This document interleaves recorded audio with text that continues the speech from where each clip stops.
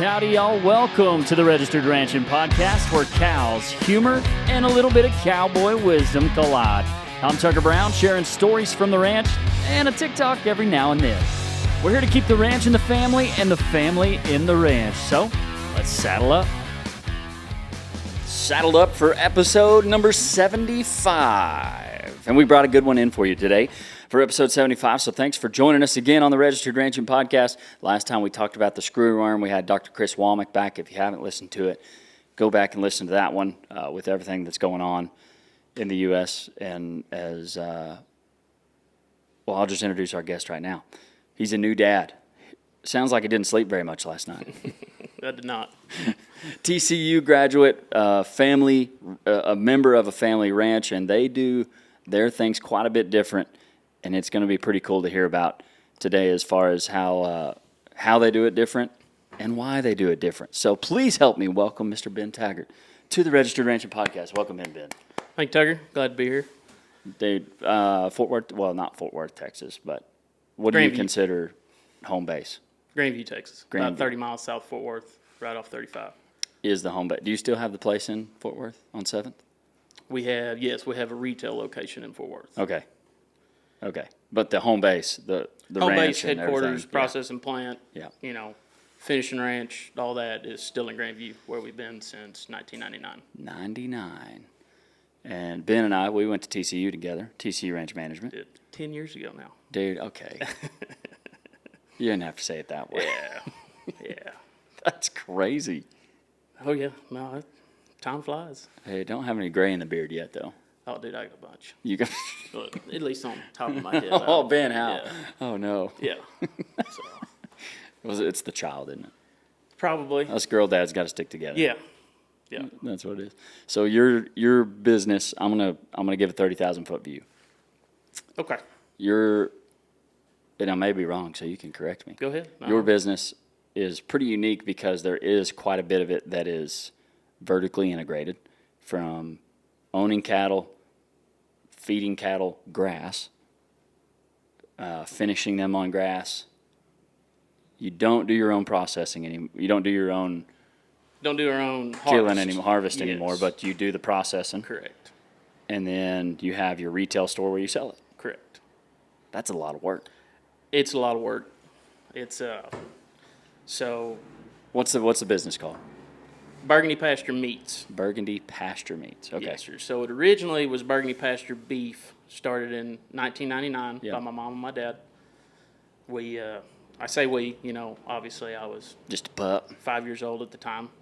But my dad had been in the cattle business forever. Well, and I'll throw this out there because a lot of I say that. You would appreciate this, and you Yeah. already know this. But, my dad didn't grow up on a ranch. Uh-huh. He didn't grow up in the cattle business. His dad was a businessman from Fort Worth, one of the founders of Traders Village.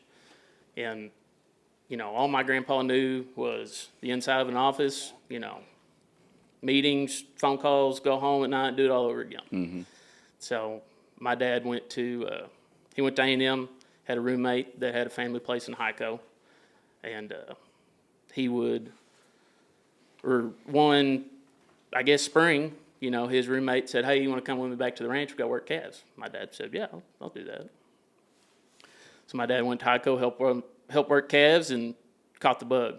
It was from that point forward, it was. He was hooked. Yeah, and so my grandpa helped my dad get in the cattle business, co-signing on his first cattle notes, and then Was that in 99 or was that? That was in, I guess, that's going to be in around 1980, Okay. Late 70s, early 80s. So my dad attended TCU Ranch Management in 86 Okay. in the evening classes. Oh, so that's yeah, where which they don't he'd have go- anymore. Yeah, so he'd run ranches all day. He leased a bunch of places, and he'd go, take care of his cattle all day, and then he'd go TCU at night. Woo. And so he's done it all, had mama cows, sold calves, ran yearlings, he fed cattle. He did a couple years running cattle in the high country, up in the mountains, Forest Service leases. Wow. And in the 90s, him and my mom we're trying to find a way to make a better living in the cattle business. And so, so how do we do this? My dad, he was doing, planting everything, fertilizing it, weed spraying it, running a boatload of cattle on a little bit of land, work your tail off, ship them, make $10 a head, in the, whatever it came to. How do we make a better living at this? And the quick answer was, I need to reduce the inputs because that's what's eating us alive. And so he kind of jumped off a cliff with it. And when I say that, I mean, it was like 1 year he had a bunch of feeder heifers. He shipped them all. He had 13 that were his cuts. And he didn't ship those 13, and him and my mom decided they were gonna finish them on grass and process them and sell them by the cut. 13 head. 13 head. That's what it started with. In 1999, like I said, Burgundy Pasture Beef was founded. And in the early days, just raising a couple head, getting them processed. He was still running yearlings on the side, kind of make ends meet. And get a couple head processed, sell the beef. It's very slow. I mean, you're talking 1 head, 2 head, over several months, a year. And where he was getting his cattle processed, ran into some hiccups there because 1 year in, I guess, 03, went to get some cattle processed, and the processor said, no, we can't do them until January because I'm too busy with deer season. Ooh. And so Dad came home, told Mom, we're going to build a processing plant. So, we're not going to wait on anybody. Yeah. We're just going to build our own. Yeah. And it was, he jumped off one cliff, I'm going to sell grass-fed beef, and then jumped off Another one. another big one saying, I'm going to build a processing plant. And so in 2004, our processing plant was built in Grandview. Ooh. And Which was since 2004, Burgundy has harvested cattle every week except for 1 week. That was February 21, Snowmageddon. Oh, is the yeah. only week since 2004 that Burgundy has not harvested cattle to cut up and sell. That's wild.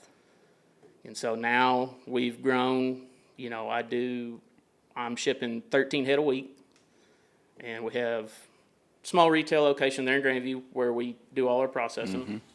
And then we've got a plant in Fort Worth, or a store in Fort Worth, and a store in Dallas. Oh, you have one in Dallas. We have one in Dallas, corner of Ross and Hall.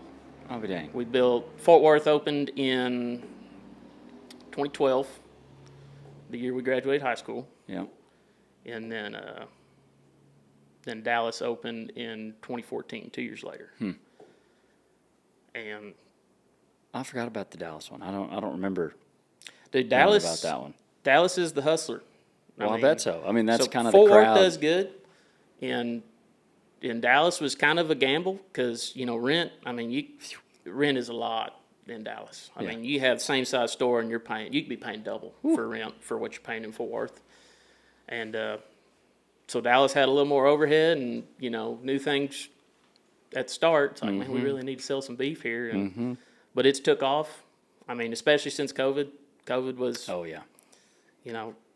COVID was quite the two-way street. There's some people that lost everything in it, and there's some people that did really well. Yeah. And as far as somebody in the beef businesses goes, COVID was the best thing ever happened to us. Yeah. And so I remember you saying you couldn't. I couldn't get process enough. They cleaned us out. I mean, that was the first time since 2004 that our big freezer there in Grandview was empty. And when I say empty, I mean nothing but steel racks in there. Steel racks and light bulbs. That's all that was in there. Need 13 more. Yeah. And when that happened, that was when a major shift in the company had to happen. And so I'll back up a little bit as far as that shift goes. So the beef company outgrew the size of the ranch a long time ago. Oh. And so some things had to change. Yeah. And it evolved over time. My dad had the mama cows and would raise the calves to process, so he owned them the entire way through.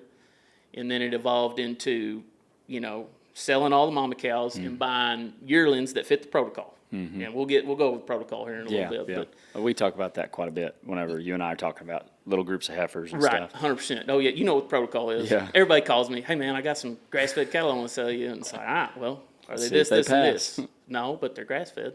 Sorry.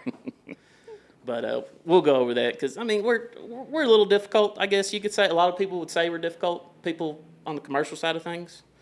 But it's really not that tough. But it turned into, buying weaned calves, 6 weights, running those up. Then it turned into 7 weights, then 8 weights, then 9 weights. And so now we have a couple ranches that we run personally. And then I stole a play out of the RAB's playbook. Come on. And so now we have what also we call cooperators. There you go. And so we've got a lot of ranches that we partner with, contract with, and they raise cattle for us, fit our protocol, and we're very strict about it.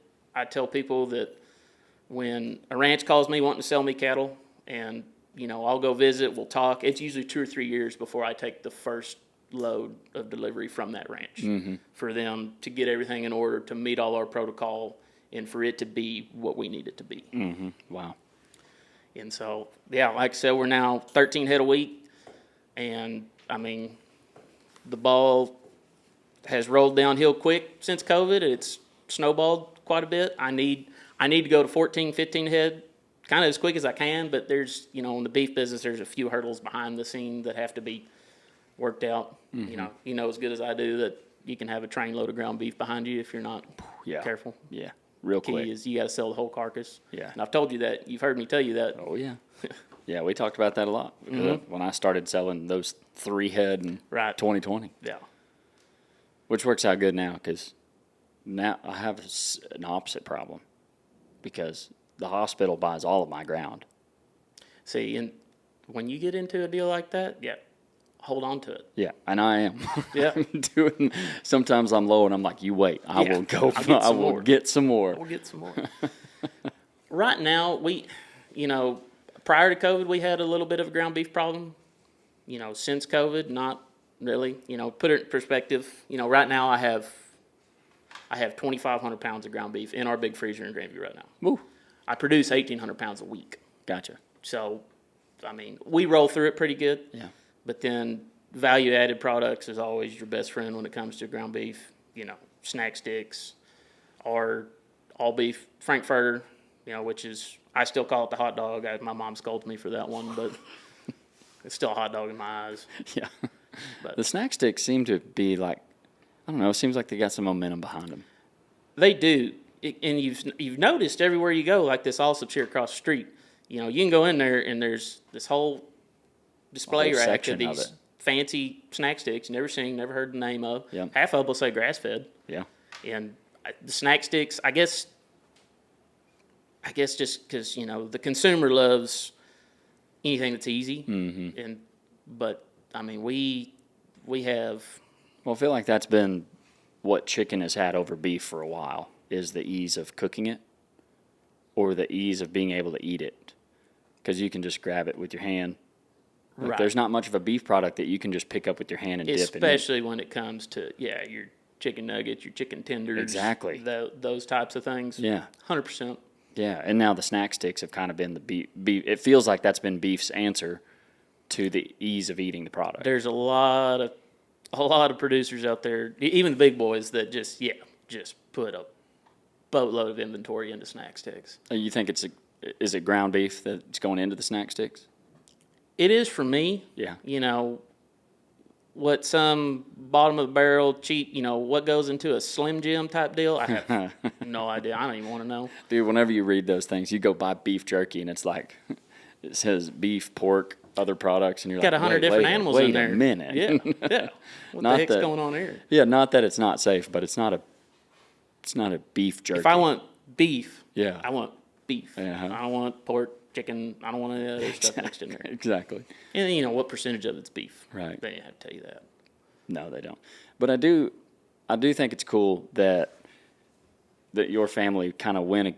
I don't think it's against the grain, but you did something different than what the rest of the beef industry was doing and found a way to make it work. Right. In 99, when my dad, called all his buddies in the cattle business and said, I want to raise and sell grass-fed beef, they told him he was crazy. Yeah, that's a little ahead of the curve, too, because it feels like grass-fed beef kind of came on like 2015. Where it sure enough took off, yes. I would in that range from, the mid, 2005 kind of range, that's where we kind of, okay, like this is Started rolling a little this bit. is going to be a thing, and then by 2010, this isn't a fad, and then, here we are. I read a Star Telegram article the other day that we were featured in, and this was, I can't even remember, 2005, 6, 7, somewhere in there, and maybe a little after that, but it had said it was talking about how grass-fed beef was taking off, and it said in the next 20 years, it's going to be this multi-billion-dollar industry or whatever, and they weren't wrong. Here we are. I mean, now don't get me wrong, I'm not making $1 billion off this deal. I wish I was. Dang. But everybody told him he was crazy in 99, and then especially when he told him he was going to sell frozen beef. And I mean, because you think about it, who wants to go buy a frozen steak? Well, it's not,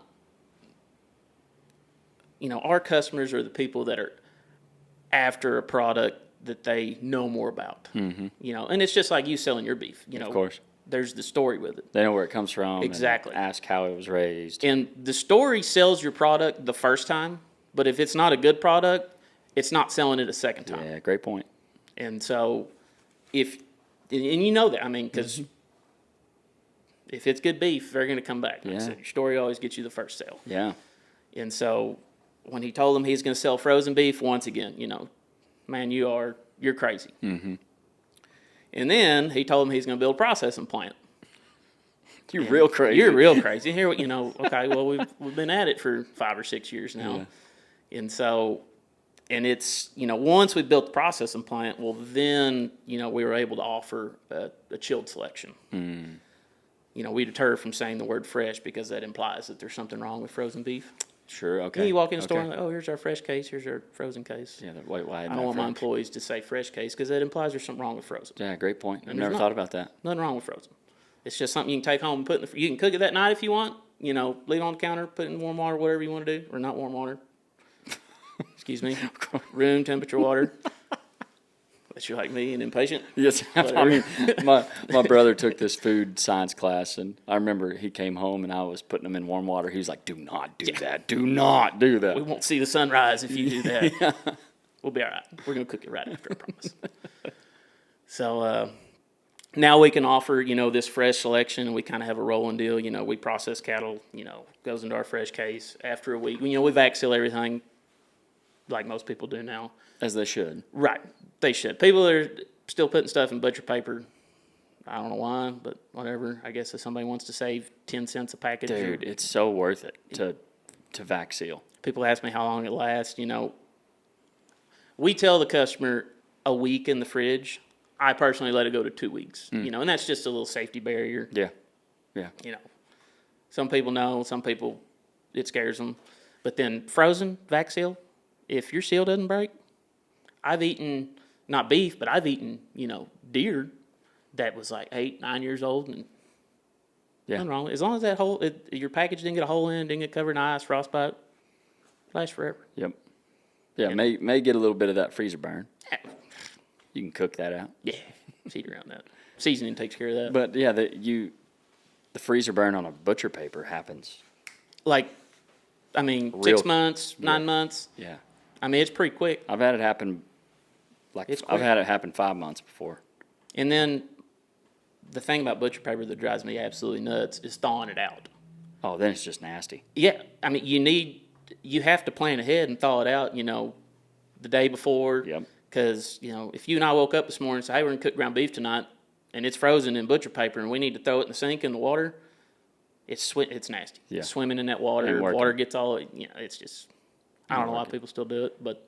Yeah, if you're looking to buy beef, vac seal it. Oh, yeah, 100%. It's worth it. 100%. Do you do your What do you think about the ground beef chubs that are in that plastic? So we do a little bit of custom processing. When I say custom processing, other people bring an animal to us, we process it. Yeah, which we've done before with you. Right, correct. And if they ask for chubs, we'll put it in chubs. The chubs last forever too. I mean, you might get a little funky spot up on top, where it's taped up. Yeah. But other than that, they last quite a while too. If we'll do chubs if they want them. If they want back seal, we'll do that too. But the only thing that we put in chubs regularly is our what we call our pet food. Oh, okay.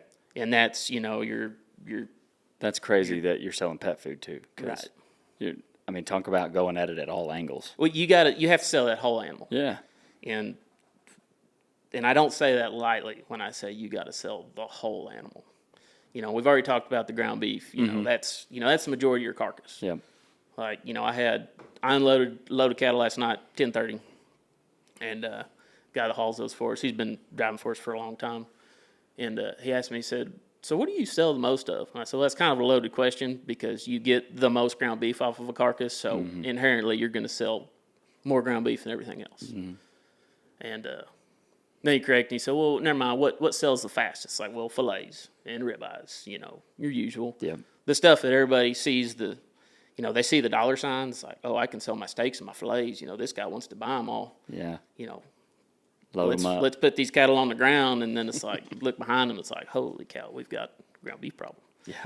But, aside from your ground beef, you've got organ meats. You've got heart, liver, kidney, tongue, all that stuff. We sell all of it. Do you sell cheek meat too? We do sell cheek meat. Do you do it as cheek meat or? Yep. Yeah. What do they call that? Ours is labeled cheek meat. Is it? Yeah. I mean, there may be some other, you can get these beef cuts with these goofy names here and there. And, what people. Like a Mexican style cheek meat, it's called something. I think they do it at the taco truck, which we're going to today. Yeah. I hope she's open. She is. She's open? Mike's Perfect. already checking for us. But, yeah, we sell cheek, and it's just we put 2 cheeks in a pack and just beef cheek. That's all it is. Those sell, the day they hit the stores, they're gone. Yeah. Mike, will you look that up, what cheek meat's called? It's like Cheap or cheek? cheek with a K, C-H-E-A-K. Key? Yeah, there's some Okay. there's some little common names, Barbacoa? Barbacoa. Oh, yeah. That's how they cook. That's what they Yeah. call it in the Mexican food still. But, yeah, cheek meat. Do you sell, like, skulls or anything, too? We don't. So we're a processing plant, but we're not a harvest plant. Oh, yeah, you said that. Right. And so Has it always been that way? yes. Okay. In '04, from the original, we were just processing plant. Okay. There is a USDA inspected plant. We're a USDA inspected plant ourselves. Hadn't said that. There's a USDA plant about 35 miles from us, and I sort, ship my fat cattle every week, every Wednesday morning. I get that snap. Yep, every morning, or every Wednesday morning. And they harvest the cattle for us. They, hide them, chill them, and then they quarter them. And then those quartered carcasses come on a truck to our plant, and then we do all the processing from that point forward. And part of our, little agreement with them is they keep the heads. They're not really, because we're getting our cheek meat, we're getting our tongue. So there's not really much left on it anyways. Yeah. Occasionally we'll have somebody ask for a whole cow head, and I can get it, but it's pretty rare. Yeah, yeah. And they keep the hides. Because Nice. hides is a truckload game. I guess now, I don't know how quick I could fill up a truckload full of hides. It's still, Doing 13 at a time. it'd still be a little while. But since it's, that's a numbers game, I don't need the hides. And what am I going to do with them anyways? Yeah, yeah. And so, but yeah, we get quartered carcasses, and then the organs obviously they get pulled out of the animals, so then we get our box of organ meats, Okay. and that's the heart, the liver, the kidney, the tongue, the oxtail, Yep. which is the tail. Who named it oxtail? I don't know. But that all comes in that box. And so like our liver, we'll do some, 1 pound cut up packages of liver that we'll sell the tongues whole. Those are gone quick as can be. Heart and kidneys usually go into our pet food. Occasionally we get a special order. Hey, I want 8 beef kidneys. Sure. There There you go. And so, and then oxtail usually sells pretty good. It's I have not had oxtail. you I don't hadn't, think. so it's you have to slow cook it. I mean, obviously there's a lot of cartilage, tough, but it's yeah. it's got a lot of good stuff in there. You know, when I say good stuff, like the collagen and it's just it's good food. Yeah. You know, good for you. Well, I've heard of folks putting. There's a group, or there's a ranch out here, Nance Ranch, and they put their organ meat into their beef sticks. Okay, yeah, that And I've heard of people putting it in ground beef too. So we do. We have it's called our ancestral blend, which is a pretty common name for it. And that movement has really gained some steam here in the last, I don't know, 2-3 years, I'd say. And I could see it not being a bad move in snack sticks. Me personally, I don't like it, but I've tried it. I didn't go back for more. yeah.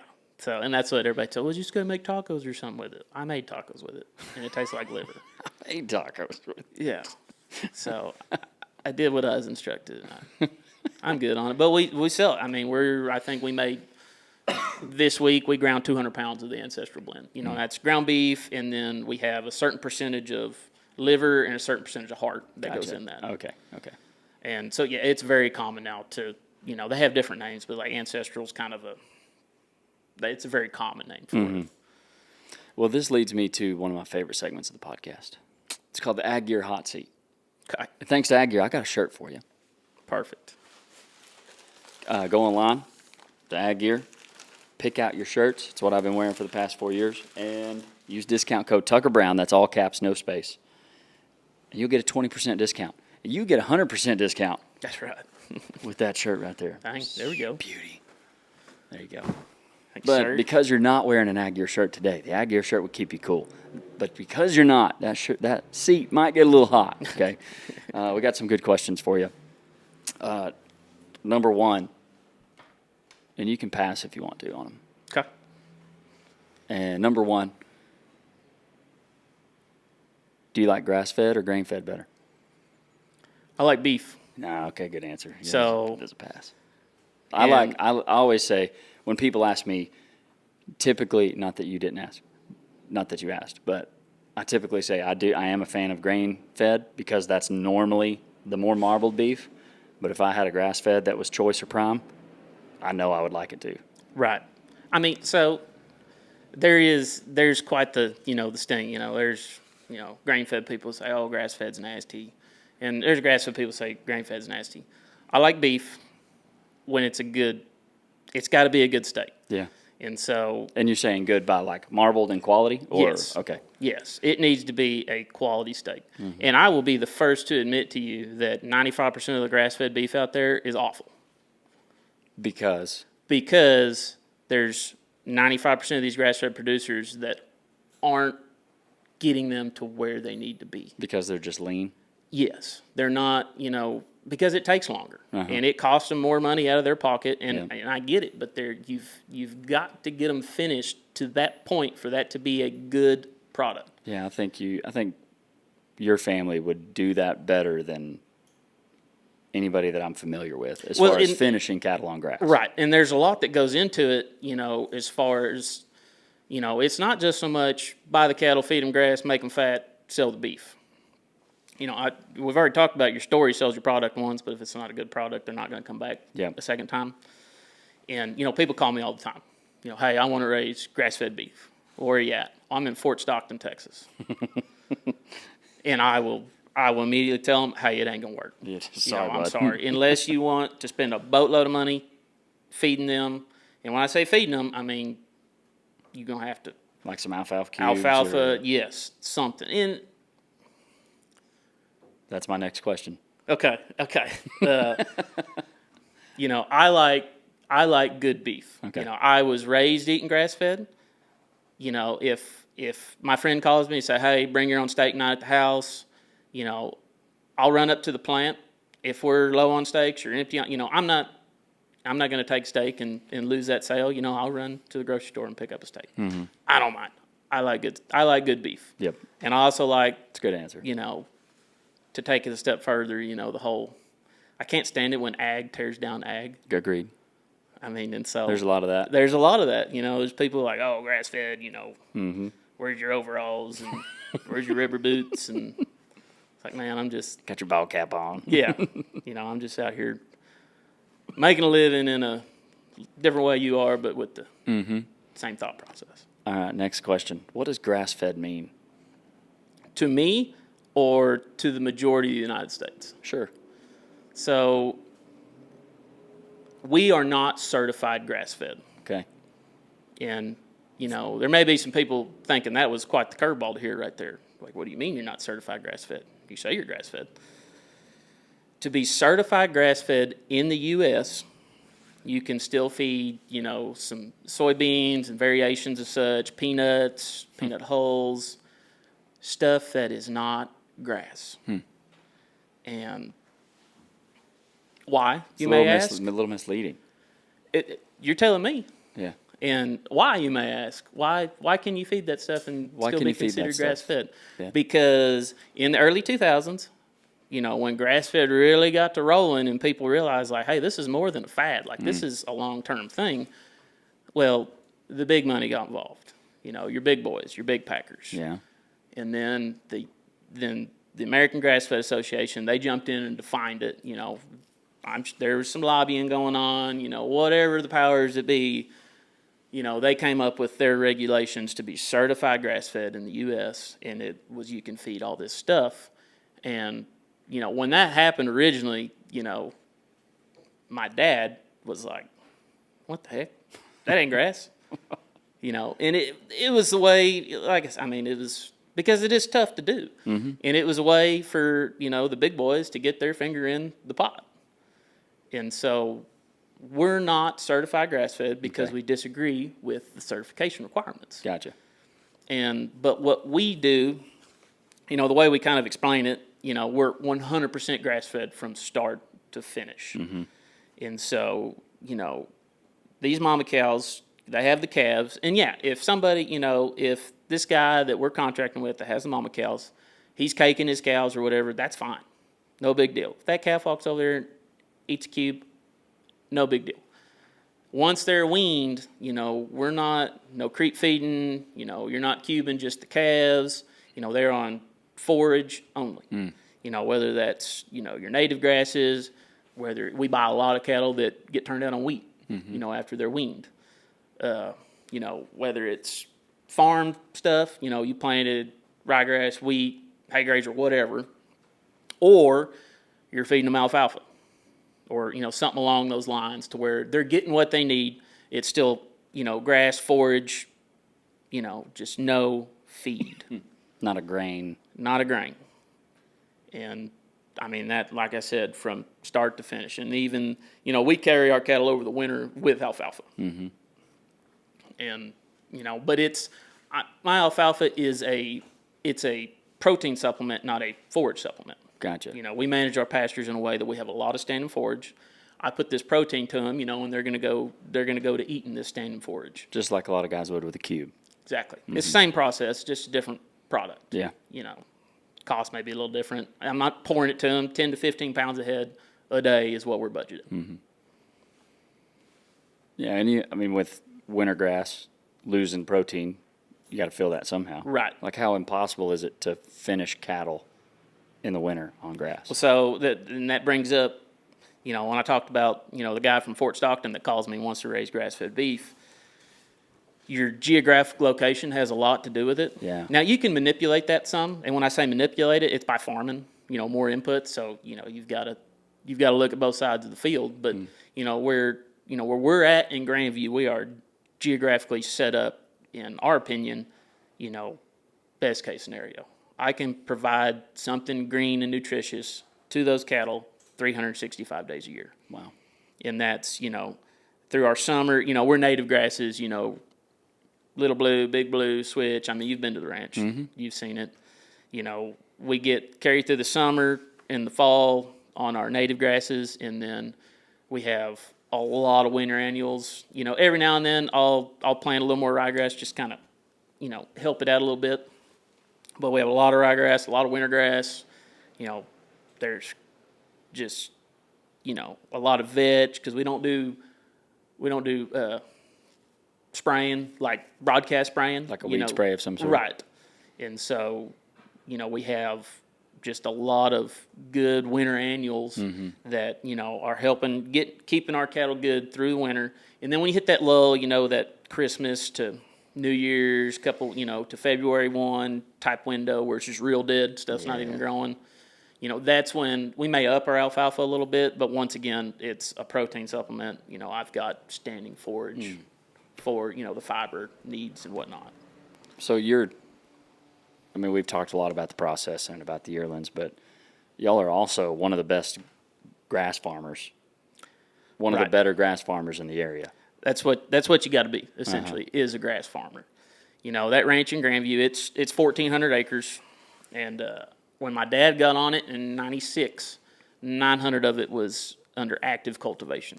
So like some wheat or corn, something. wheat, cotton. Because we're in Hill County. Hill County, not anymore, but used to was the highest grain producing county in the state of Texas. Yeah, I didn't know that. It's a big county, and it's deep blackland prairie, and it's farms, farms, and farms where the houses haven't shown up, because Fort Worth's approaching rather quickly. Growing out, yeah. But probably look a little different than in 96. It looks a lot different. I had to run the neighborhood kids off my lake the other day, jumping the fence, coming in fishing. So, The old man chasing them out. Yeah. We found it on a map. Okay.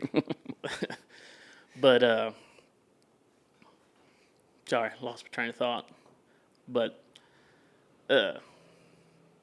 900 of it was under active cultivation, and in 97 or 8, he started taking it back to native grasses, one pasture at a time through the EQIP program in RCS. Yep. And, I could talk for about 3 days on,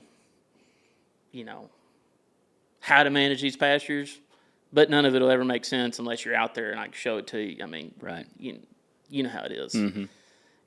But whether it's your rotations, what you're doing for your brush control, your, if I say weed control, what's a weed? Plant out of place, it's got a use, whether you're using it or something else is using it, you have to manage and work with what you got, and like I said, I don't broadcast spray. I'm going to save that money. 90% of what's going to kill is my legumes like vetch and Singletary pea, and my native forbs to help my wildlife, which there's a whole nother ballgame. We won't even get into that. That'll be the next podcast. Okay. Do the wildlife and ranching. But, managing those pastures to where you get your deep-rooted plants, you make it through the droughts. Drought of 2011, we did not destock, did not reduce our stocking rate any. We ran the same number of cattle. I feel like a number of people did that, but they ran out of grass. Right, and they shipped them all. Yeah. Then they shipped them. Yeah, and they said, we don't have any water left, or We don't have any grass. what do you mean my cattle can't graze this parking lot out here? Yeah. So, But you're saying you did not have to destock and we did not run out have of to grass. destock, and that was because of the the long-term management, getting up to that point, and then the continued management from that point forward. It didn't hurt us. It set us back a little bit, but it's not like most guys. It took 2 or 3 years to recover back to where they were at. Yeah. But managing your pastures and farming that grass, that's, we always call it's our bank account. I'll have pastures. You've seen the pasture where the solar well's at, switchgrass. It's Over it. my dad's 6'5", and you can lose him out there. You have to be horseback to find cattle in that pasture. Have to be. Wow. If you're on a ranger, you got to climb up on the roof. Oh, there they are, and jump back down and drive to another ease 100 through 'em. yards, get back on the roof. Oh, it's still over there. And so, But we drive Can-Ams. that's Around right. here. Sorry. Yeah. That's cool, though. Like the 27 years, I guess since 26, 30 years at the same place Yeah. and making that big of a difference. That's cool. Yeah. And it's, people ask you, what's your stocking rate? Depends. Depends. I mean, hate that answer. but it's true. Yeah, in our country, a lot of people run, one head, 7 acres. I double it. I'll tell people just for a quick answer, 1 to 14 acres. But, the way the beef business has evolved, that ranch there, which is now what we run on that ranch is now 820 acres due to some family stuff. You know how that can go. Yeah. And it's what I call my finishing ranch. I don't have anything come into that ranch that is not ready to go to the packing house. Because I just, where we're at from a production standpoint, like they have to be ready to go. Grass fed, they have to be there for at least 2 weeks. That's getting the Grandview flavor on them. Okay. What we say, because grass fed, what they're eating influences what they taste like heavily. That's why all your feed yard beef tastes the same, because for the most part they're all eating nutrition. the same thing. Yeah, I mean, it might be little variations here and there, but for the most part they're eating pretty similar stuff. Yeah. Whereas the grass fed beef in Grandview is not eating the same grass fed beef in Fort Stockton. Gotcha. Yeah, it makes sense. Right.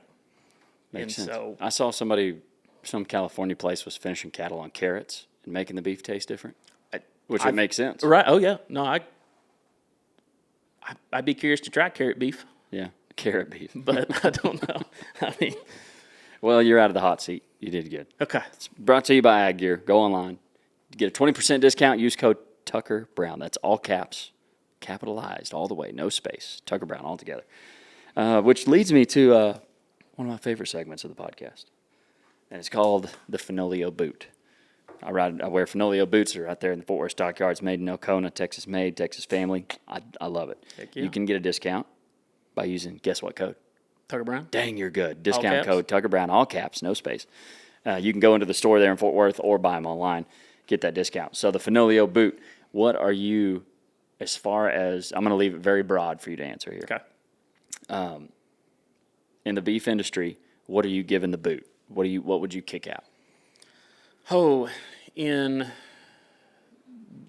the beef industry overall, Yeah, you can go as niche as grass-fed. You can go as niche as grazing, or as big as the industry. right? What would I give the boot? Yeah, something you think that whether it's a cultural thing or a mindset or a practice,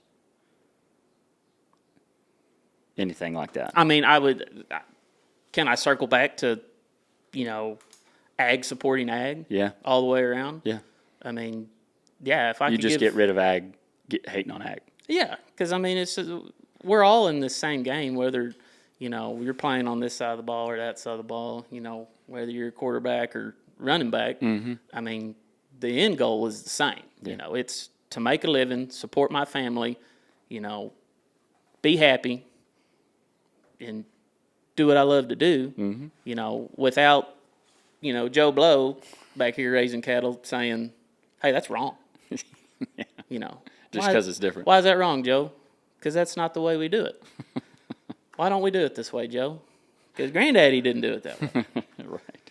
And, it's probably not the answer you're hoping for, but No, I think that's a good one. I mean, just, yeah, and that's not just the beef industry. That's, I see it on social media oh, yeah. all the time. I text you stuff, I'm like, hey, what's your opinion on this? And Yeah, you're like, yeah. that's pretty trashy. Yeah, that's my comment a lot. Yeah. I mean, I don't get it. I mean, like I said, we're all playing the same game. I heard it said the other day that I'm going to use the word stuff Okay. for the other 4-letter word. Said if you're talking stuff, you ain't doing stuff. Because the people who are doing stuff ain't talking stuff. 100%. And I found that I was like, man, that's really true. I mean, yeah, I'm not out here bashing, commercial grain-fed beef. Yeah. I mean, I'm doing my own thing. It's the family business. I grew up in it. Went to Tarleton, got wildlife degree, went to TCU. Came back to the family operation. This is what I grew up doing. How can I better this company? Mm-hmm. This lifestyle for us. And just, take it a step further. Be successful. Yeah, now you got one coming behind you. Do have one coming behind me. Got a 4-month-old little girl. Little girl. Yeah, Collins Roan. Crazy, dude. Yeah, Collins Roan. I didn't know it was Roan. Collins Roan. yeah. You have a roan horse? No, not currently. I didn't. I was in just now. charge of middle name because Kelly Yeah. Kelly got the first name because I put up Zero Fight in that. I was like, yeah, that's Sure. cool. Yeah, go That's ahead. cool. And she couldn't. She said, well, I don't know. We're going to put the middle name, and how about Roan? Oh, I kind of like that. Perfect. Cool. 4 months? 4 months as of 3 days ago. That's awesome. Quite the little firecracker. We're in our little 4-month sleep regression right now, and like I said, I unloaded a Fun times, huh? load of cattle at 10:30 last night, and came in the house to screaming baby for about every hour after that until I Sleepy cowboy. got up at 5 and headed this way. Oh, that's awesome. Oh, yeah. I really regret the times that I complained about being tired before having a child. You don't know tired. Or I don't know if I Till you- regret, but I do. I look back and I'm You like, just dude, don't I know was tired. so dumb. Yeah. Oh, man. You don't know tired until Michael. you got a kid. You hear that? What? Yeah, you don't know tired until you got one. Got a kid. So don't complain about being sleepy. I don't. I've got a Missing caffeine or something. yeah. You get to a point where it doesn't even do you any good anymore. The caffeine. I've got a buddy that they just had a little boy. They just came home from the hospital Wednesday. Yeah. I got a text at 3:00 this morning. It said, "This is the worst night of my life." Just needed to tell somebody. I'd sent him had to get real with him there early this morning and say, it gets better. There's just we wait. need some support every now and then. Yeah. Well, this leads me to one of my favorite segments of the podcast. It's called the Bedrock Tough Question. Welcome to the Bedrock Tough Question, brought to you by Bedrock Truck Beds, the toughest truck beds there are, and that's why we use them. Get one today and find out for yourself. And now back to the Bedrock Tough Question. All right, your Bedrock Tough Question. By the way, I'm getting a new Bedrock truck bed put on my truck next week. Got that. There you go. Got my 450. I've had a regular bed on it, and I've been missing my Bedrock truck bed. I bet. So I'm getting it put on next week. Mike, I think you might actually be going to getting that Bedrock truck bed put on. Yeah, Weatherford. But yeah, use Bedrock truck beds. You looking for them? Love them. Love seeing them in the wild too. It's great. Bedrock Tough Question. What is the toughest thing about raising grass-fed beef or selling? The toughest thing about raising grass-fed beef, I would say, on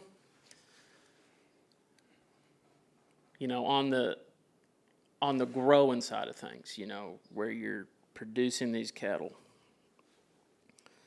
the toughest thing, I guess I would say, aside from,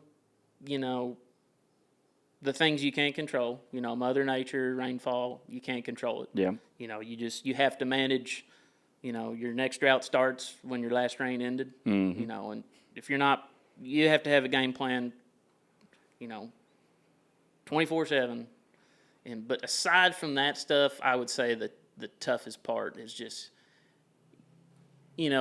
getting your cattle over that last little final hump to get them finished, because you can look, 10 weight, 11 weight, like, oh yeah, they're big enough. You've got to get them fat enough, and to make that good product that we've talked about That brings it several back. times. Yes, that sells your product beyond your story, and Is that done? Do you do that by, is it just more time? Is it better grass? Is it moving them? Combination? combination. It could be any number of those things. And I'll give you a little example. We have a load of steers, right? Started at 100 head or so that we bought a couple years ago. We were running them on the ranch that we run in Lipan outside of Weatherford. And, they were there for, they were 9 weights coming in, off of wheat. They got there, and they were there for a year. And it's just like, these dudes just ain't doing it. Like, what is going on? And in that ranch, we haven't been on that ranch a whole too terribly long time. It's a lease place. And, in that instance, it was a combination of genetics and the grass in front of them. That the genetics, that's the behind the scene deal. you've got to have the genetics for grass-fed beef. Gotcha. You know, I mean, yeah, all cattle are beef, but to do it on grass, I mean, just like, you Gotta know, have all the that stuff that genetics. y'all measure, you know, your feed conversion and all that stuff. I mean, you know what There's bulls... big differences. Yeah, you know what bulls do it, and the bulls that do it sell more bulls that do it. Yeah, And because people start to catch on, like, oh, hey, Yes. this matters, you know, this is... of course. And, you know, and those cattle, you know, it was a genetics deal. I moved them to a better ranch, and, you know, they're finally fat enough where they're good. They, in my eyes, you know, I sorted through them every week. You know, nope, not yet. You know, there was some little bird saying, we need send one of those. You know, they got to be good, and it's like, no, we need to wait. And finally, this will blow some people's minds. Those cattle now are 3.5 years old, and they're putting good steaks on the table. There's a shocker for you. Yeah. You know, It does seem like all that grain fed that has to finish before 30 months. so and we can go down that rabbit hole. It's not a very deep rabbit hole, but yes. So 30 months, that's your definition of a under and an over. Under 30 months, over 30 months. Hard bone and stuff. Yeah, if they're over 30 months, that is where the USDA deems them at risk for mad cow disease. Yep. And so then you have to pull out your SRMs, your specified risk materials, you know, your brain, spinal cord, can't cut a T-bone, Yeah. bone-in ribeyes, you know, it eliminates that kind of stuff. You know, you selling a load of calves to, you know, JBS, if they're over 30 months, they are going to Dock ding you. you They bad. will dock you bad. I mean, they're going to Yeah. eat you alive on them. I'm selling my own beef. I'm processing my own beef. It just changes how I'm cutting those up. It doesn't hurt me one bit. Right. And it's not bad beef. Until you get to that 5-6 years old, they're not bad. That's when things start to change. Just get a little harder. Yeah, they might get a little tough. But, I mean, if they're still fat, they're fat. Right. I mean, that's really the biggest deal is getting them truly fat and finished. And so, yeah, these steers are 3.5 years old. And still, I'm taking steaks home every week out of them, just sampling, make sure, you know, still where... Tough job. Still where, yeah. It's hard. Somebody's It's hard gotta do. do Yeah, that's right. Quality control. So, but yeah, that may fire some people up. 3.5 years old, what do you mean? That's awful. Well, you and I went to TCU together, We did. and I always have a lot of young folks on social medias asking me how to get in. Like, how do I get in? I want to do it. I'll come do it for free. There are routes to take. 100%. You and I took kind of a similar one, going to an undergrad and then going to TCU. Right. And what were your thoughts on TCU? So TCU, you know, as far as, you know, being in the cattle industry for a living. For a living, good point. Good, doing this, good little asterisk. yeah, doing this, you know, for the rest of my life, hopefully, unless somebody calls me and says, hey, I want to give you $20 million for the business. That may change how I do things, but, you know, we'll cross that bridge if we get to it. But best thing ever did, Yeah. you know, in reality. And the good thing, what TCU did for me was, you know, yes, we both went undergrad. We both got degrees in the same thing. And then we both went to TCU. But both of us, you know, 90% of what we knew was what we came from. Yeah, what we'd grown up on. And where TCU, you know, where that just, you know, it really opened up my mind in what you know, the picture as a whole. Yeah. You know, all the different avenues in, you know, beef production or even sheep, goat, you know. Yeah, learned a lot about that too. Yeah. I mean, if you're running a ranch, you know, the ways that other people do it, the ways that can be done, and then the ways that haven't been discovered yet. Mm-hmm. And TCU teaches you to look at all that. Yeah. And then on top of it, you know, the greatest thing about TCU is the people you meet. For sure. You know, those connections. I mean, I would argue that it's weekly that I'm talking to somebody from TCU, whether it was a classmate or, or some other students that went through, whether they're younger or older, Yeah. or talking to past professors, current professors, whatever it is. I was trying to do the math the other day. Whenever I tell people that, they're like, well, I can't afford TCU. And I was like, I understand not everybody has the same financial setup. But if you're going to do this, first of all, they have some stuff to help you out. If you're bought in. I can be the first to attest to that. Yeah. I can give you a real world example. So when we went to TCU, I worked my way through Tarleton through college. I was actually working on a ranch in Strawn, 60 miles from Stephenville. Yeah. I was waking up 4 o'clock every morning, driving to Strawn, working for several hours, driving all the way back home, going to class. I mean, whooping my butt. But I had to work my way through college. I had to pull loans. Yeah. But I had to work my way, so I wouldn't come out the other side just buried. And when I decided I was going to go to TCU, I had talked to professors at TCU, and I told them, I was like, hey, like TCU is expensive, and it's going to be tough for me. Mm-hmm. And they told me the same thing. There's help, there's scholarships. I didn't know how much there was until I got there. Mm-hmm. And in the professors at TCU, the director, they're really great at recognizing who needs help, how they need help, and what ways to help them, and making it happen. And I had, scholarships covered almost every bit of my TCU. Mm-hmm.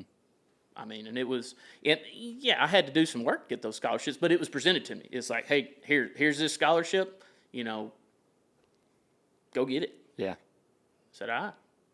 I'll go get it. Yeah, I'll go get it. Buckle down, do the work, write the papers, call the people, do whatever, go knock on their door.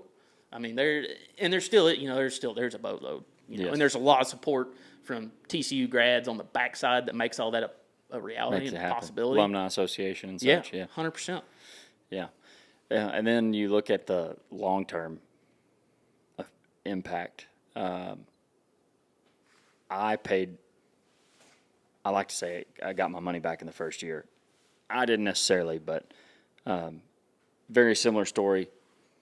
Got a ton of it paid for through earning the scholarships. And then whenever I came back that year by selling bulls to classmates and people I met, I paid for. I didn't get that money. The ranch did. Right. Trickle down effect, whatever. Paid for myself to go. In the first year. 100%. And then Just they're in our like, well, I'm class- not selling bulls. And it's like, well, you don't. Okay, say you're buying yearlings and you mess up one load of them.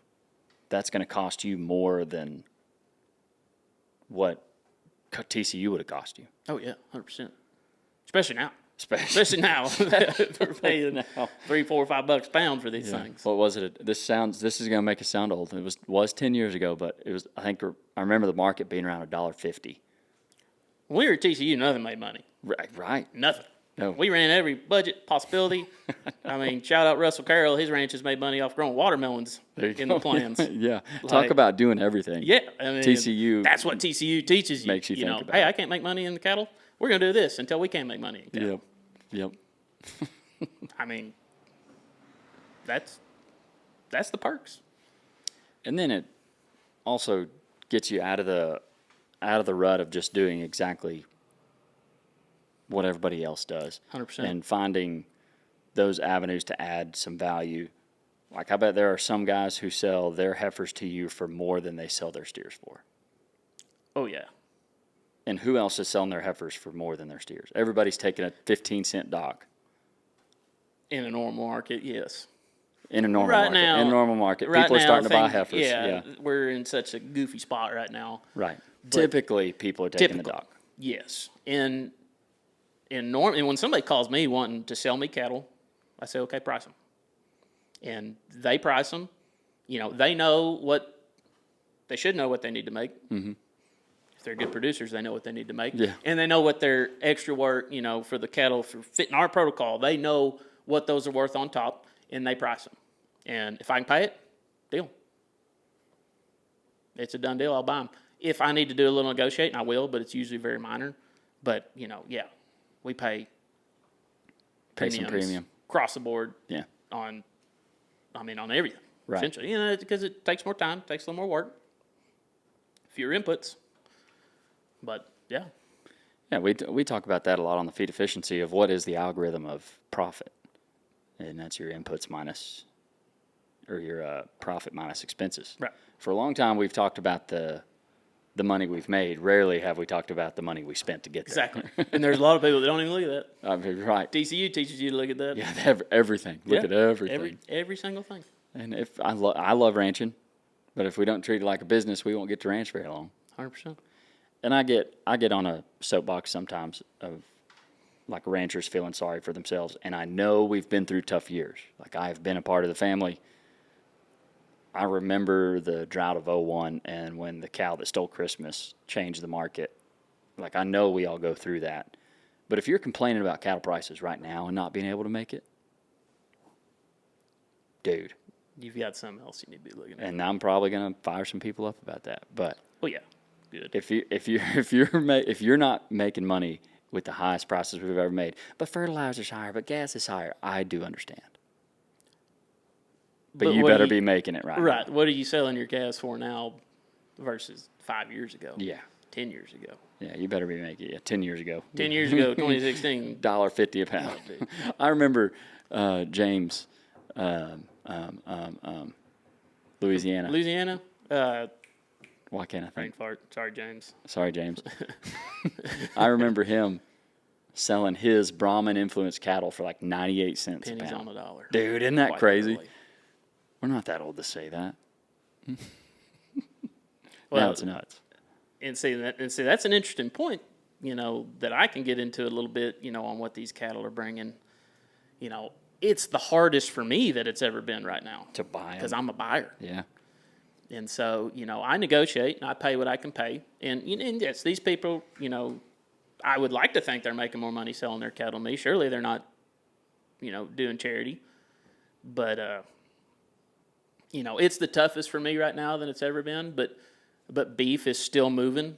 And so, you know, yeah, I have to adjust prices accordingly to, you know, to close that gap. Yep.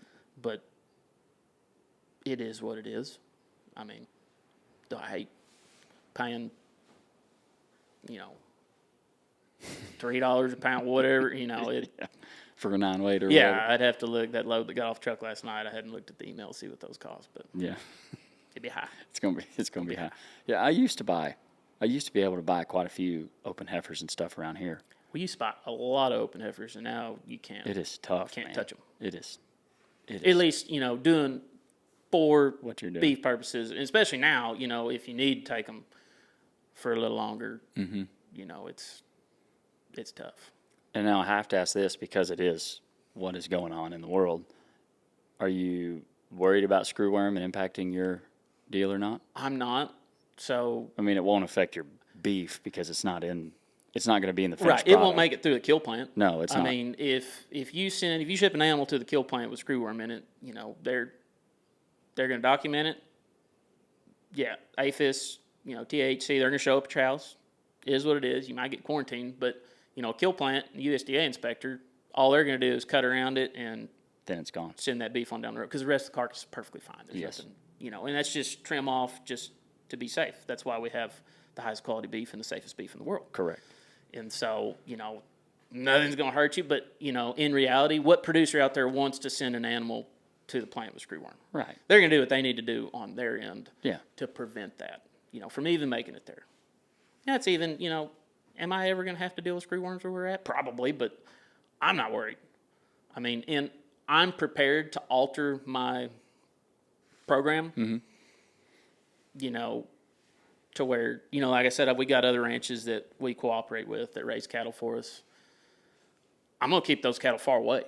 I'm going to keep them out of screwworm country Yeah, there you go. Kinda before I changing bring the them to management. Grandview, and then they're only going to be standing in Grandview for 2 or 3 weeks, Yeah. and then they're gone. Yeah. I mean, get the Grandview flavor on them.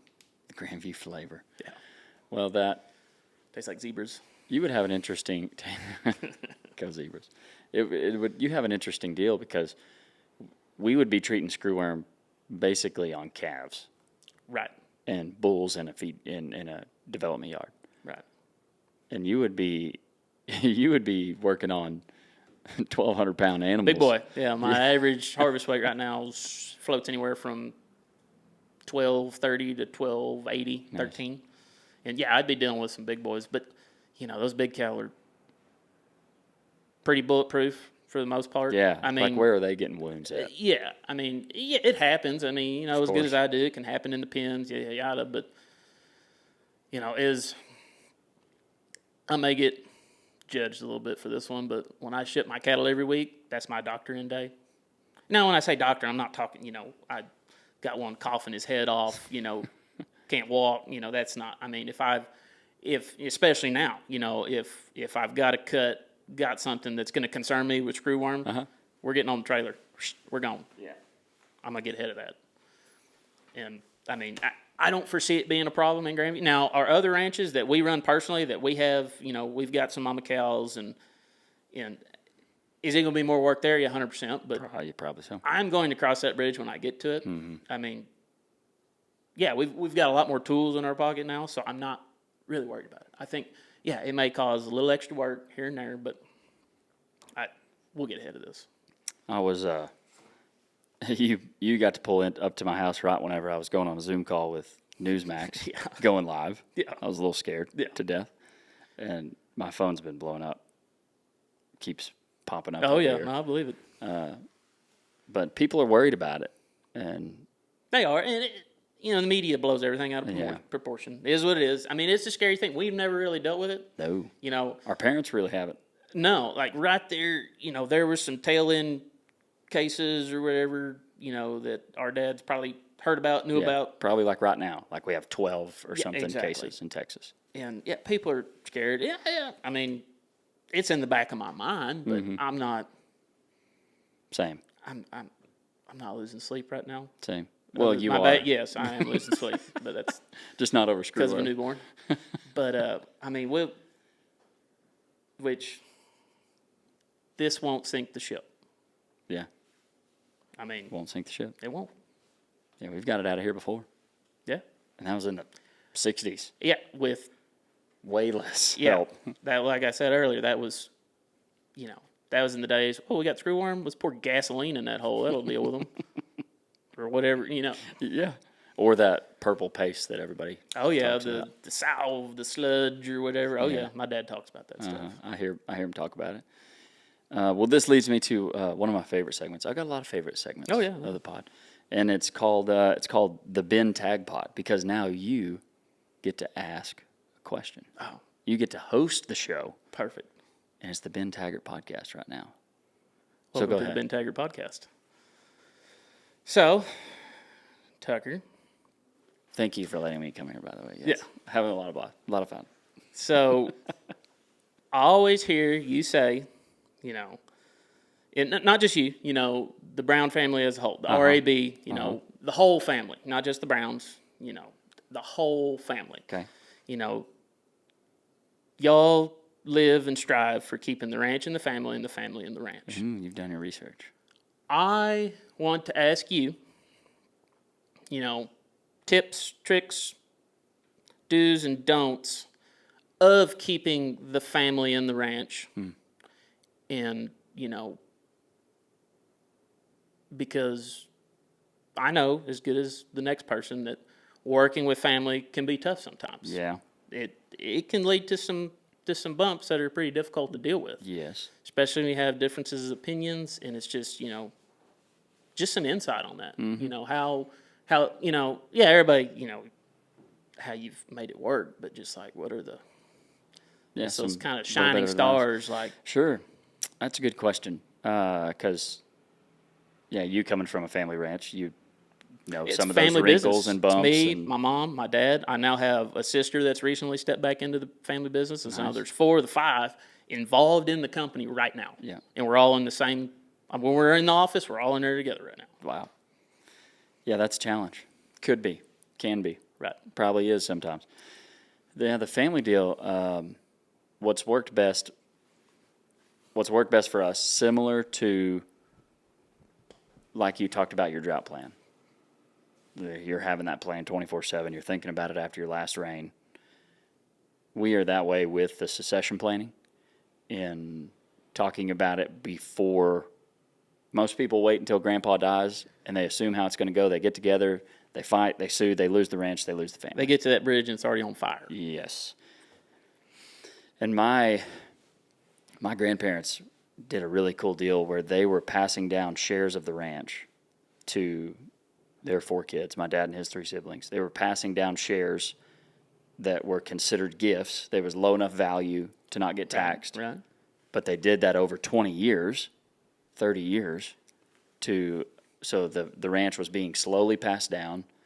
They were giving dividends just enough to pay the taxes on ownership, and that way that was not a burden to Right. That to way, the family. at at that moment, it wasn't just Yeah. out of left field. Yeah, by the way, here's Just- your taxes. Yeah. By the way, And then you have to $1 million sell things. it. Yeah. Yeah. Like a lot of places that death tax have to sell it whenever that sell some of the land just to pay the tax. Right. So they were given a dividend to pay enough to pay those taxes. And so over 30 years, they were able to pass that ranch down outside of taxes, like not the tax on the transfer, just the tax on the ownership. Right. But so they were able to get outside of that tax on the transfer by doing it by a gift. There's a ton of ways to do it, but the best way that we have found to do it is always bringing in a third party. Because just like best friends or just like family, we know how to get directly to each other's throat with emotion. And but the cool part is that most of the time, thankfully for our family, we all wanted the same thing, and that was to keep the ranch in the family and the family in the ranch. Not all families have that. Sometimes Right. they got one that A lot of does. people just want the dollar signs. Yeah, they got one that doesn't want anything to do with it, and there are ways to get around that. Right. That happens. I Yep. mean, it's normal. Yeah, there are ways to work with that through a third party. Right.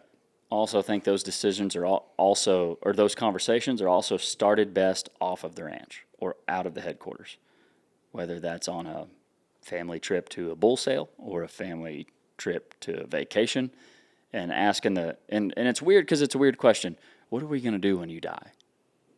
Right. That's what they hear. Right. And so asking, rather than like asking that, and obviously you're not going to ask that, but how do you ask a question in a way that your parents, your grandparents will listen to it and jump in? And I always think it's like, where do you see the ranch in 20 years? Right. I love asking that question. Where do you see us at this point? Yeah, where do you see us in 10 years? Where do you see us in 20 years? Yeah. What about 30 years? And then they start thinking like, man, 30 years, I won't be around in 30 years. years. We Yeah. know. And so then you're able to talk about the vision that they have for it, because nobody really talks about their vision Right. to each other. And the communication is extremely hard. So starting that conversation, where do you see the ranch in 20 years? But then having that conversation, then once you get it started, then it's much easier, because the first step is that hard conversation Right. to have about what do we do, because it's weird, it's awkward, we don't talk about it. But then the other thing I always say is that whenever emotion is what makes the conversations difficult. And if you can come in with data analysis, business decisions based on data, money, and business, then those decisions are much more black and white than if it was an emotional answer of like, well, I love the horses. I don't care if we're losing 30 grand a year. I love them. But then if you come in, you're like, hey, look, I love the horses too. Which it's different for now. Like the horse thing has changed completely. Changed a lot And it's since- not like that. yeah. But to a lot of places that happens. So it's like, well, I love having horned Hereford cows. And that's what we're going to do. Even though we get less at the market for them, we get less here for them, I love them. And then you can come in and be like, look, here's what the dollar signs say. And what's our goal? Right. Is our goal, if we make a decision based on our goal of keeping the ranch in the family and the family in the ranch, clearly that's not a good answer. Like, clearly that's not a good route to take. Yeah. And that's just I like to hate on my horned Hereford buddies. So, That's somebody's got to do it. yeah, somebody's got to. Yeah. I get it. They have their place. Oh, whatever. yeah, they do.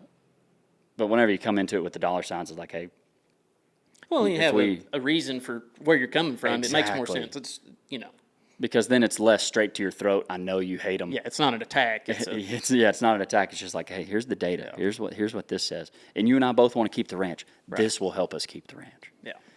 That's where 100%. that's where I think those conversations are really good. And there are a lot of third parties out there that help navigate those conversations. They'll have those conversations with you. They will ask those really hard questions. And if you are that scared to ask those questions, there are third parties that'll do it for you. Get the family in the room, ask those hard questions. Because once the conversations are had, then everybody's kind of held accountable too. Mm-hmm. If this is the route we're going to take, everybody's on the same page. It's like, all right, well, you're accountable for making this work until then, or you're accountable for letting us know if this is no longer working. Once you're able to hold somebody accountable, just like an employee in their job, when they're able to be held accountable, they do better. And I believe the same thing with succession planning. Yeah.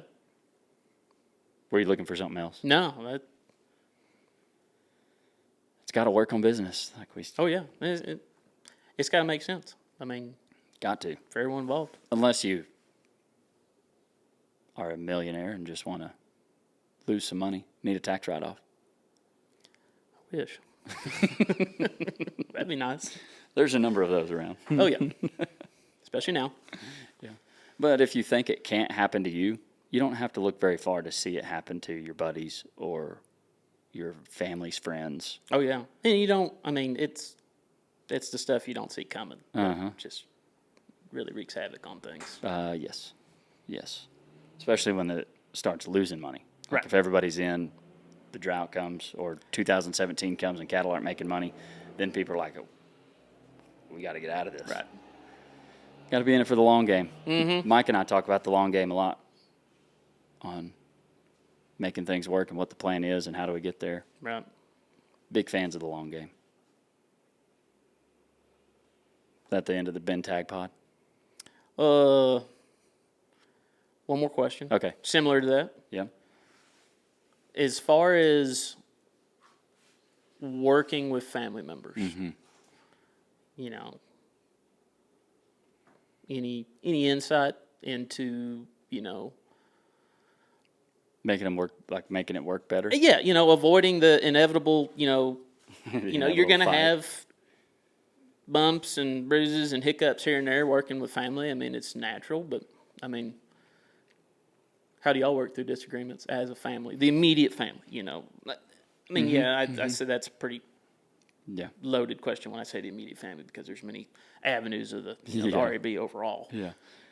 Well, we have given each other obligations and people who's in charge. So who makes that final decision?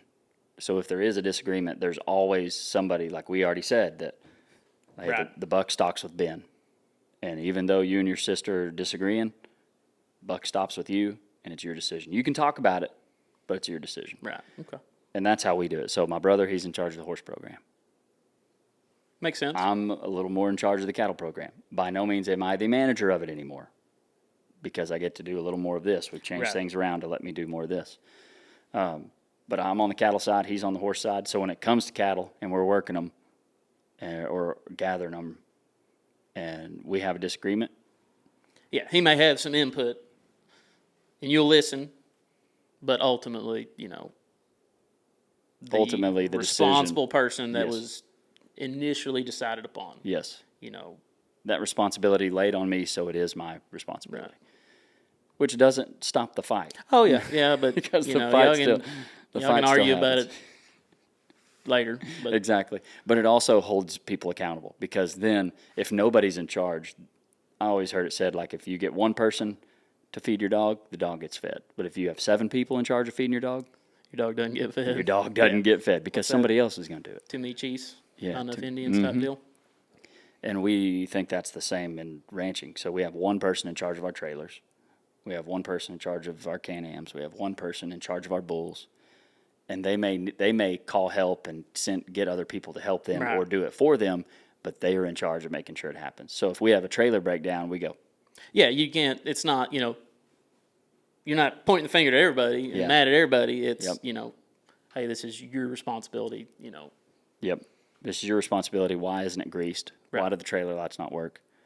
And so then that helps that person hold everybody else accountable because they're like, hey, do not treat that trailer bad because I'm going to Comes get back yelled on me. at if you I'm break going it. to get the phone call when Exactly. that axle falls out from under that thing. Yeah. Yeah, so that's helped us No, I love that one. negotiate those issues. I love that answer. Assigning one specific person for the ultimate Mm-hmm. final. I mean, and that, how you come up with that person can be discussed. Yep. And it should be discussed. Oh yeah, 100%. Yes, it needs to be discussed. Mm-hmm. There may be some knockdown, drag out, to come to that answer, but it's going to happen somewhere. But once you got, I love that. That's good. It's worked pretty well for us. We're always we always get challenged by college students whenever they come in, and from A&M, from Tarleton, from Tech, Right. from a number of other places. Well, let me get my book out here. Yeah. It says we need to do this. Yeah. So we have to, it's fun to have those college groups because they do challenge us, and it makes us think about, well, why do we do it that Right. way? And if we don't have an answer for it, after they leave, we're getting together, we're like, oh, so what is the answer to that question? Right. But it definitely makes us think about why we do the things we do, who's in charge of what, do we need to change? Yeah. We're all right changing, but being challenged with questions is a good thing, and some people see it as a bad thing. I think it helps us. Oh yeah, I'd agree. Did you come out with Tarleton? No, they started coming out after. After. Yeah, there was, I think, quite a bit before me, and then there was after. They just didn't want you to go. Yeah. Said this dang grass-fed guy, he's not invited. Yeah, it is funny how you're on a team. You're either team grass-fed or team Right. grain-fed. I'm team beef. Team beef. I love that. Me too. Typically, I am going to grain feed my beef, Oh yeah. but I'll eat a grass-fed if it's choice or prime. Oh yeah. I've sent you many pictures of prime grass-fed steaks. Yes, you There's going to have. be some non-believers when they hear that, but You got the proof. I've sent you many pictures. You got the proof. Oh, that's cool. Well, if somebody was asking advice on, I'll let you go two different directions. You can take one or both. Getting into the cattle business or getting into the grass-fed business. So, getting into, we can do both. Okay. Getting into the cattle business. Your first 1, 2, 3, 4, maybe 10 jobs are going to be miserable. Those are the jobs you need to take to get your foot in the door. So you're saying I can't start as a camp man at the Sixes? So, let me give you a little example that just bugged me. My wife and I, she wanted to start watching the Dutton Ranch? yes, that one. I was going to call it Real Plank. Yeah.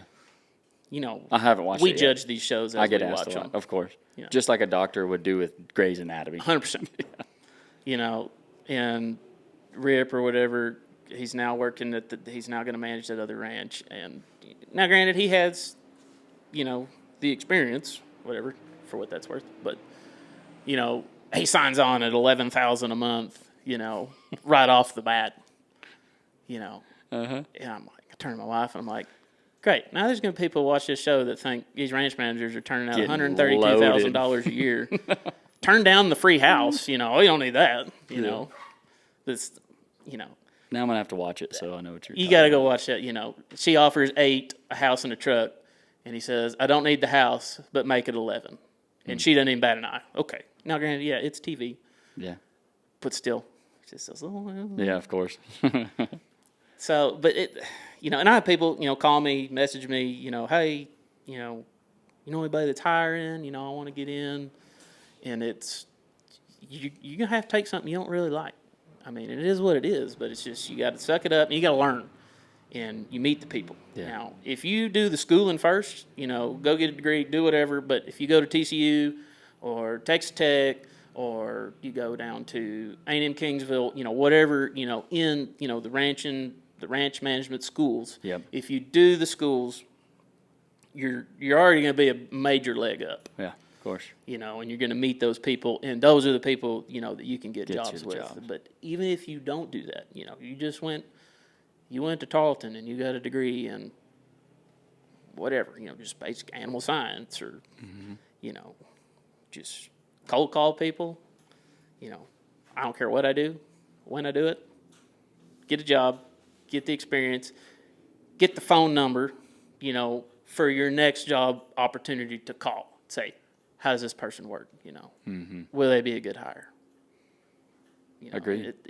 You have to work into it. I mean, in getting in the cattle business, not coming from anything, it's tough. Yeah. I mean, we were blessed. We were born into it. Yeah. My dad was not. Yeah. And so, now granted, things were different in the 70s and the 80s. Yeah. But, you know, his first cow note, don't you think that was a, you know. Scary deal. Yeah. You want to, you know, his dad saying, you want me to co-sign on how big of a note? You know, you want to do what? Yeah. And, you know, you just take that leap. But, you know, aside from borrowing a bunch of money, you know, because it's hard to go find a lease place, whatever. But, you know, call a feed yard. Dude, I tell people There is that a feed every time. There's every feed yard out there needs help. I promise you. They're like, I just can't find anybody that has a job. I'm like, first of all, BS, because I've got 10 feed yards right here that are looking. Yeah. They're And always they looking. will train you. You stay there for 2 years, and I promise you, There's the next thing. you will have places to go ranch. 100%. But that's what you just said right there, stay there for 2 years. Yeah. I think that is very important is, you know, just because you don't like it, you better stick it out. Get a little experience, get a little time under your belt, because if you just start hopping around till you find, I mean, that shows up. You know, the fourth guy you call is wondering why you were only at these other 3 guys for 2 months. Yeah. Yeah. I mean, stick it out.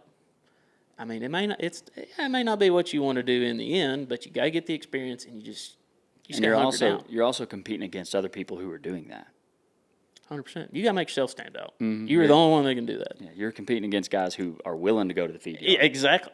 and who are willing to go to some sort of ranch management Yeah. school, or willing to take that cruddy job Yeah. that they found on Facebook. Yeah. Only Like, that's who you're competing against. you can do it. You as in yourself. I That's mean, good you stuff. can't. I feel like this is a good spot for life advice or favorite Bible verse. So,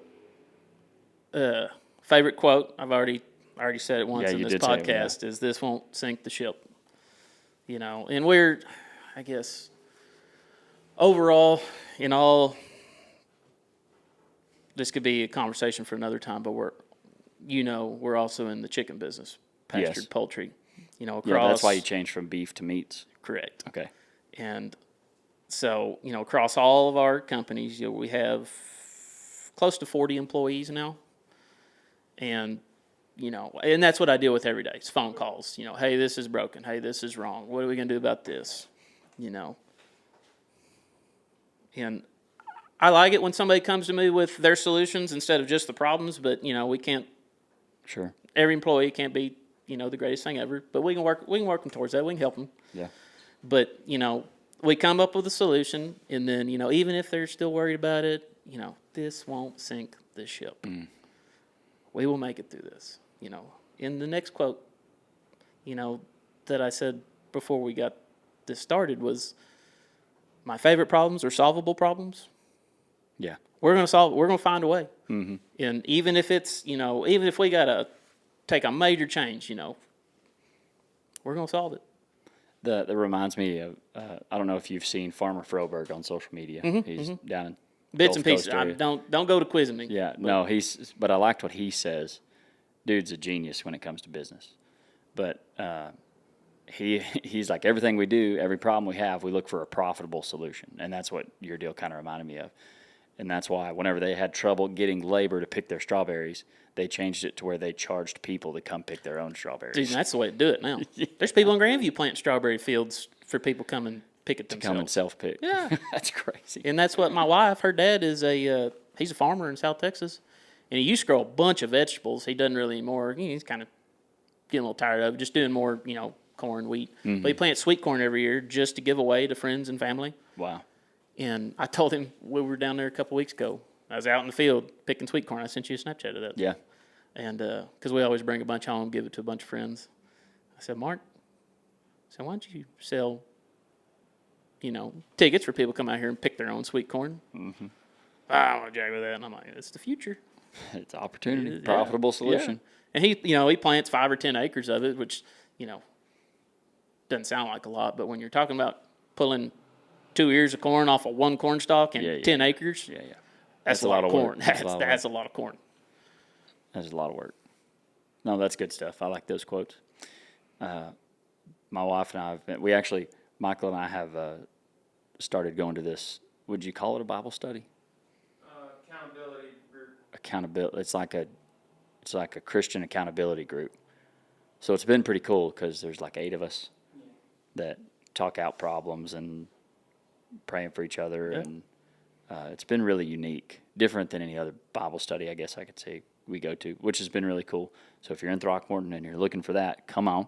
And then my wife and I have been studying the Sermon on the Mount in Matthew, which has been really cool because I like the way that Jesus was a storyteller and he always talked in Proverbs and not Proverbs, what is it? The parable. He always talked in parables because he wanted to make, I think it's because he wanted to make people think. His story of the seed being thrown on the road versus into the soil, and then you got to think about what does that mean. If we're the seed and we're going to the wrong place, we won't be able to grow. And I think Jesus wanted to make us think. And so I already love stories, but now I'm getting into like Jesus' stories on the Sermon on the Mount. It's pretty cool. You got to check it out. Yeah, you can dig a little deeper than, growing up hearing those, sitting in church listening to those. Uh-huh. Now it's like, oh man, there's a lot more to this. Yeah, it's pretty cool. It's pretty cool. Well, thanks, Ben. We got you got your Ag Gear shirt? Do got my Ag Gear shirt. Yeah, there you go. Yeah, thanks for making the drive over here. And so if you're wanting some Burgundy pasture meats, where do they go? Okay, so we have our little retail there in Grandview. That still has Burgundy Pasture Beef name on it. Okay. If you were in driving distance, you want to type it in, and you want to see the plant. You show up at the plant, I'll show you the processing room. Mm-hmm. I don't need 1,000 people showing up, but it's going to happen. This podcast is huge. Okay. In reason, I have nothing against. I have nothing to hide. Yeah. And and I'll also show you the ranch. Mm-hmm.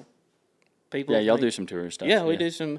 It got a little bumpy there in COVID. Everybody's scared to come out, whatever. But I always give employee tours. Because my employees, they're selling my product. They gotta know. They need to be able to explain it and say, I've been there. Great idea. Seen what it is, what it ain't, what it should be, type deal. Yeah. And they can sell that a little better. But plant in Grandview, little retail store in Fort Worth called Burgundy's Local off West 7th, and then the store in Dallas, Burgundy's Local, corner of Ross and Hall. We have online sales. Please don't judge my website. It's ancient. We're in the middle of revamping everything because we just expanded the beef plant, and so we're really starting to take some big steps and grow here. So cool. We're redoing online and shipping, but I can ship anywhere in the U.S. I've shipped to Kotzebue, Alaska before. Wow. So I can get it to you. Now in the summer, I can't really get it to California without it getting hot. That's a challenge. That's a yeah, challenge. Don't you BurgundyPastureBeef.com. used to do something, say it again. BurgundyPastureBeef.com. Didn't you used to do some kind of like truck, send around a truck around? So in the early days, we delivered our product. Okay. My parents, and then when I got a driver's license, I was home delivering product every weekend, every Saturday and Sunday. Yeah, talk about making it work. Oh, and that's what, we got our name out there, and that's how we learned where to build our retail stores. Where people were. This is where we're doing so many deliveries. We need to build a retail location in this area. You think they're in Throckmorton? Yeah. Surely you could sell beef around here. You do already. A little bit. Well, I doubt I'll sell much grass-fed beef. Yeah, that may be a challenge. That may be a challenge. Ben Taggart, thanks, dude. Honored to have you here, and thanks for driving out. We got to go get some tacos, huh? Yeah, we do. Love being here. Thanks for having me. Yeah, dude. You've been listening to the Registered Ranching Podcast. You heard it. BurgundyPastureBeef.com. Ag, quit fighting ag. Santa Maria. Spread the word. Thanks for tuning in. Give us a 5-star review. Really helps get the word out. Check out our last podcast we had with Dr. Chris Womack over the screwworm. If you're looking for more information, you go to screwworm.gov. Check out that map. But, hey, thanks for listening. Thanks for hanging around. Most of all, y'all don't forget, God bless, stay classy, and ranch on.